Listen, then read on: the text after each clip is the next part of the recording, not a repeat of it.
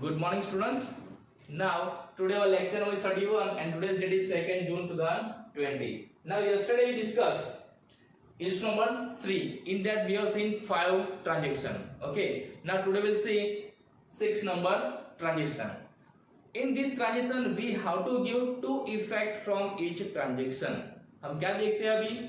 एक ट्रांजेक्शन में 2 इफेक्ट होती है. वो कौन कौन सी इफेक्ट होती है और वो किस अकाउंट्स को इफेक्ट करेगा वो. Clear? So now today transaction number 6, that is purchase furniture worth rupees 1500.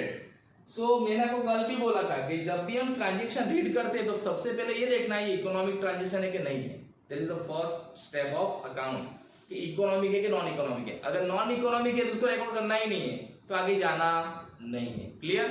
तो ये इकोनॉमिक ट्रांजेक्शन है. क्यों? Because you purchase furniture of rupees 1500. Clear? इसमें मनी का इन्वॉल्वमेंट है. हमने फर्नीचर परचेज किया है और कैश हमने दिया है. Second, it's a cash transaction और क्रेडिट ट्रांजेक्शन. तो मैंने आपको बोला जब किसी इंसान का नाम होता है, जब किसी पर्सन का नाम किसी ट्रांजेक्शन में होता है तो क्या होता है? वो क्रेडिट ट्रांजेक्शन. यहाँ पे किसी का नाम है नहीं, so it is what? It is a cash transaction. तीसरी चीज, अगर जब वो कैश ट्रांजेक्शन है तो एक कैश अकाउंट आएगा और आएगा. उसमें या तो कैश आएगी या तो कैश जाएगी, लेकिन एक इफेक्ट कहां पे होगी? कैश में. आपको याद रखना है, अगर कैश ट्रांजेक्शन है तो एक इफेक्ट कैश अकाउंट को ही होगी, और अगर एक क्रेडिट ट्रांजेक्शन है तो भी याद रखना है कि एक इफेक्ट किसी पर्सन के अकाउंट को होगी. क्लियर? आपको इतना याद रखना है. तो यहाँ पे क्या किया हमने? Purchase furniture worth rupees 1500. तो हम जब परचेज करते हैं फर्नीचर, तो furniture is what? It is asset. Now you must know furniture is what? assets for the business. And remember, whenever we purchase any asset, instead of purchase account, which account will be affected? That assets account. That assets account means जो assets आप purchase करते हो वो. तो यहाँ पे हम कौन सी assets purchase करते हैं? Furniture. Okay, so furniture account will be affected. एक account कौन सा होगा? Furniture. और दूसरा कौन सा होगा? ये कौन सा ट्रांजेक्शन है? कैश ट्रांजेक्शन है. तो कौन सा अकाउंट आएगा? Cash account. कौन से 2 अकाउंट है इसके अंदर? एक फर्नीचर अकाउंट है और दूसरा कौन सा है? Cash account. Clear? Now when we purchase furniture will comes in और गोज आउट. तो डेफिनेटली जब भी हम कोई चीज परचेज करते हैं क्या होगा? Comes in. तो रीजन क्या लिखना है यहाँ पे? Furniture comes in.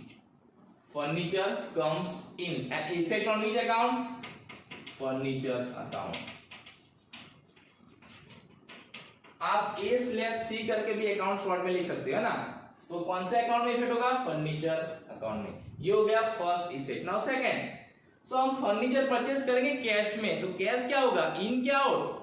आउट. तो क्या लिखेंगे आप रीजन में? Cash goes out.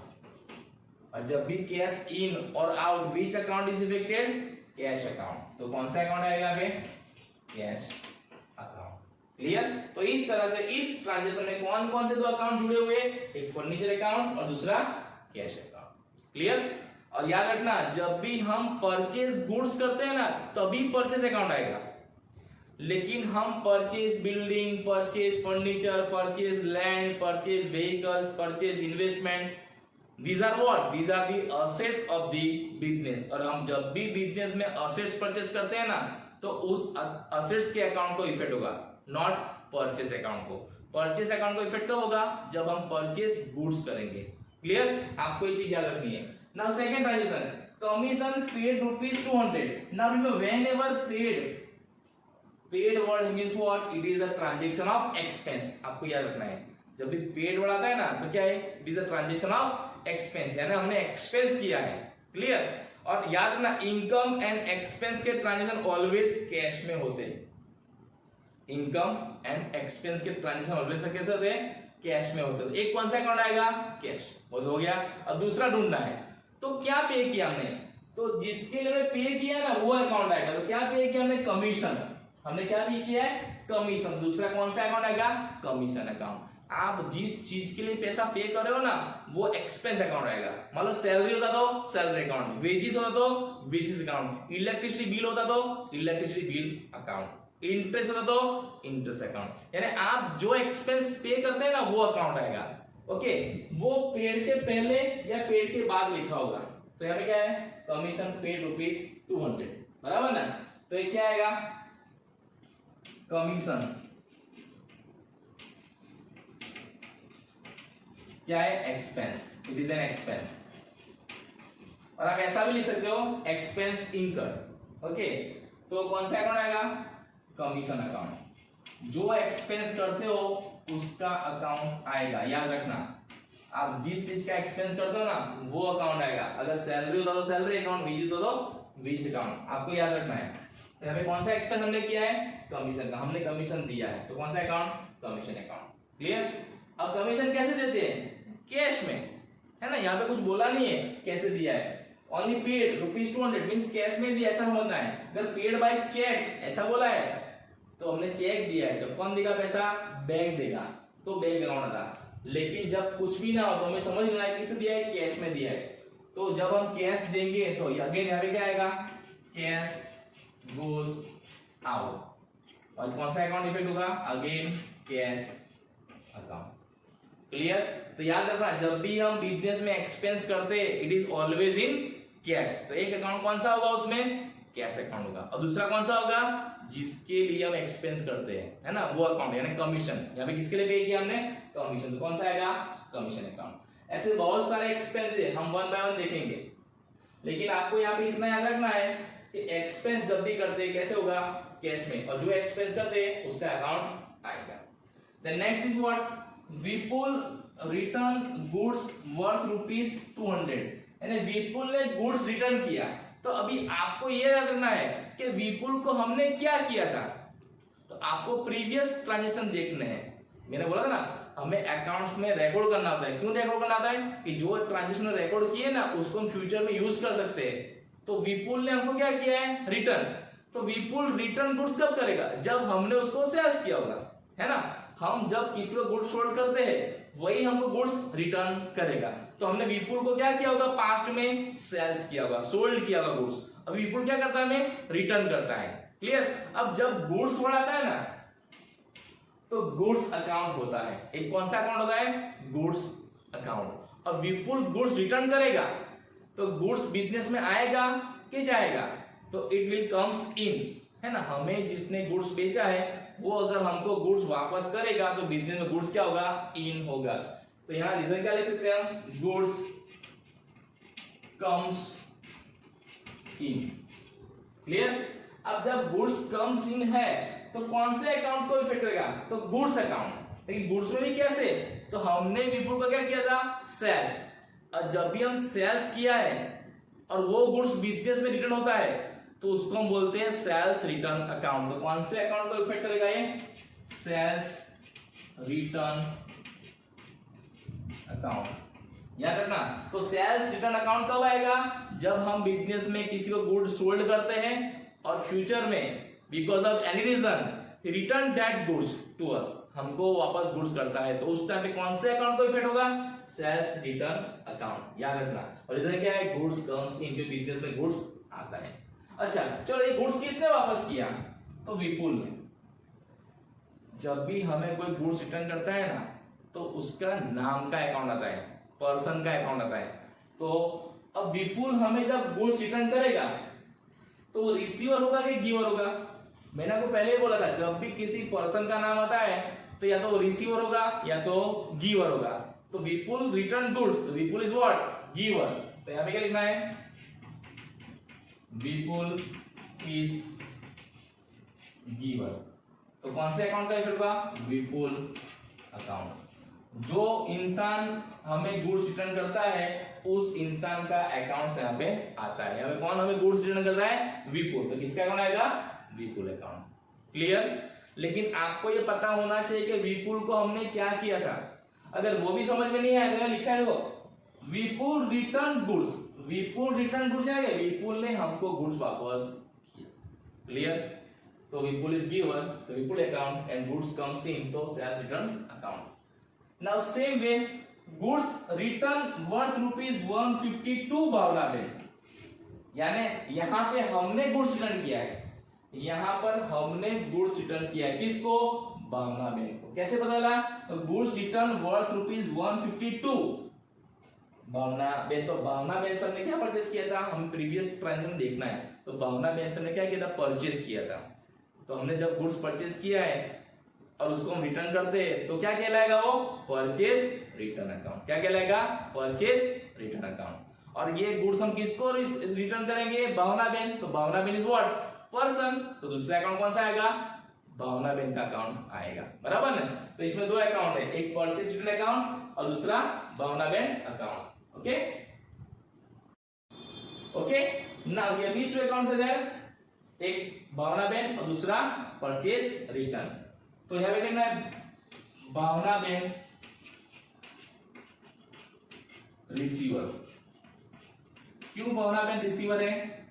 क्योंकि हम भावना बहन को गुड्स रिटर्न करते हैं तो भावना बहन क्या करेंगे? या तो रिसीव और दो गिव। हम वापस कर रहे हैं तो क्या करेंगे? रिसीव करेंगे। तो कौन सा अकाउंट आएगा यहाँ पे? भावना बहन।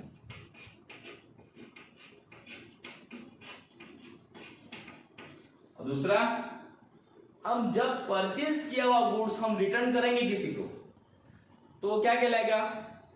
Purchase return. ओके, और उसमें गुड्स इन होगा क्या आउट होगा? आउट होगा। हम जब किसी को गुड्स देते हैं ना वापस तो गुड्स गोज आउट। तो यहां पे क्या लिखना है? Goods goes out. और कौन सा अकाउंट आएगा? Purchase return account. तो याद रखना परचेज रिटर्न अकाउंट कब आता है? परचेज रिटर्न अकाउंट कब आता है? जब हमने कोई गुड्स परचेज किया है, I am talking about goods, और उसको हम वापस करते हैं बिकॉज ऑफ एनी रीजन। कोई भी रीजन हो सकता है। It is not as per sample, it is not as per order, it is inferior quality. Okay, कोई भी रीजन हो सकता है तो हमने वापस किया तो कौन सा अकाउंट आएगा? Purchase return. और उसमें क्या है? गुड्स ऑलवेज गोज आउट, क्योंकि हम वापस करते हैं। और जिसको वापस करते हैं वो क्या करेगा? रिसीव करेगा। तो दूसरा किसका अकाउंट आएगा? उस पर्सन का जिसको हमने गुड्स रिटर्न किया है उसका। Okay, and last, cheque of ₹2850 issued to Bhavna बहन। नाउ चेक इश्यूड, अब याद रखना बिजनेस में हम जब भी किसी को चेक इश्यू करते हैं ना तो इससे बैंक अकाउंट को इफेक्ट होता है। याद रखना, क्या? हम बिजनेस में जब भी चेक इश्यू करते हैं ना तो किसको इफेक्ट होता है? बैंक अकाउंट को इफेक्ट होता है। और दूसरा कैसा इफेक्ट होता है? तो बैंक बैलेंस डिक्रीज होता है। हम जब भी किसी को चेक इश्यू करते हैं, इश्यू मींस दिया हमने, तो बैंक बैलेंस क्या होता है? हमारा डिक्रीज होता है। क्लियर? और जिसको हमने चेक दिया है वो क्या करेगा? चेक को रिसीव करेगा। तो यहां पे हमने किसको चेक दिया है? भावना बहन को। तो भावना बहन क्या करेंगे? चेक रिसीव करेंगे। भावना बहन is what? Person. Same way bank is what? Bank is also person. तो बैंक क्या करेगा? रिसीव और गिव। तो बैंक क्या करेगा? गिव। बैंक भावना बहन को पैसा देगा ऑन बिहाफ ऑफ अस, लेकिन हमारे अकाउंट से। तो बैंक इज गिवर एंड भावना बहन इज रिसीवर। तो याद रखना हम जब भी किसी को चेक देते हैं ना तो बैंक क्या होता है? गिवर, और जिसको चेक देते हैं वो पर्सन क्या होता है? रिसीवर। ओके, तो यहां पे क्या लिखना है? भावना बहन इज अ रिसीवर। तो किस कौन से अकाउंट को इफेक्ट होगा? भावना बहन। और बैंक क्या है? बैंक इज गिवर, क्योंकि बैंक क्या कहेगा? पैसा देगा। तो बैंक इज गिवर। तो कौन से अकाउंट को इफेक्ट होगा? बैंक अकाउंट, है ना? बैंक पैसा देगा तो बैंक कौन है? गिवर। और भावना बहन कौन है? पैसा लेंगे तो भावना बहन कौन है? रिसीवर। लेकिन कितना पैसा दिया हमने? 2850। तो आपको ये देखना है हमने भावना बहन से 3000 का गुड्स परचेस किया था, उसमें से हमने 150 का रिटर्न किया था, है ना? 150 का हमने क्या किया था? रिटर्न किया था। तो 3000 माइनस 150 कितना हुआ? 2850। अभी हमको भावना बहन को 2850 रुपीज देना बाकी था, तो ये पैसा हमने भावना बहन को दे दिया और हमारा अकाउंट क्या कर दिया? हमने क्लोज कर दिया। समझ में आया? तो इस तरह से आपको याद रखना है कि अगर ये ट्रांजेक्शन है तो इसमें यही अकाउंट आएगा, अगर ये ट्रांजेक्शन है तो इसमें यही अकाउंट आएगा। जैसे मैंने बोला अगर कैश ट्रांजेक्शन है तो एक कैश अकाउंट आएगा। अगर क्रेडिट ट्रांजेक्शन है तो ये किसी पर्सन के अकाउंट का आएगा। अगर हमने गुड्स परचेज करके रिटर्न किया है तो कौन सा अकाउंट आएगा? एक परचेज रिटर्न। हमने जो गुड्स बेचा है वो वापस आया तो कौन सा अकाउंट आएगा? Sales return. समझ आया? तो इस तरह से आपको आइडेंटिफाई करने हैं, आपको प्रैक्टिस करनी है, ये सारे ट्रांजेक्शन आपको प्रैक्टिस करना है कि भाई ये ट्रांजेक्शन है तो ये कैश ट्रांजेक्शन है, बराबर, तो इसमें कैश अकाउंट तो एक आएगा। अब कैश किसके सामने हमने लिया है, या तो हमने कैश किसके सामने हमने लिया है, तो कैश के 4 ट्रांजेक्शन है जो हमने देख लिए। कैश ट्रांजेक्शन फॉर असेट्स यानी असेट्स के सामने कैश ट्रांजेक्शन फॉर गुड्स यानी गुड्स के सामने कैश ट्रांजेक्शन फॉर सर्विस यानी सर्विस के सामने कैश, और cash transaction for receivers and payables यानी रिसीवर और पेबल्स सामने कैश। तो आपको देखना है कैश आता है कि जाता है। क्लियर? और दूसरा income and expense transaction always cash में होते हैं। अब मान लो कोई एक्सपेंस आप चेक से पे करते हो तो वो भी कैश ट्रांजेक्शन है, उसमें हम पैसा देते हैं कैसे? चेक से देते हैं, तो बैंक में हमारा बैलेंस डिक्रीज होने वाला है ना। And business cash and bank both are what? Equivalent. आप किसी को चेक से पैसा दो या किसी से चेक से पैसा लो, दोनों की वैल्यू क्या होती है? सेम रहती है। ऐसा नहीं कि हार्ड कैश दोगे तो वैल्यू ज्यादा है और चेक दोगे तो वैल्यू कम है, ऐसा है नहीं। Clear? So today we have seen issue number 3. In this we have done how to find out two effect from each transaction. But remember, before this you must know whether it is economic or non-economic transaction, whether it is cash transaction or it is a credit transaction, and then this effect. Okay? So now you write down these points in your notebook and in this format only. और आपको यहाँ से line draw करनी है। After each transaction you have to draw this kind of line. एक transaction को आपको ऐसे लाइन ड्रॉ करनी है and you have to use pencil, use scale and pencil to draw this line and column. Okay? So thank you and have a nice day.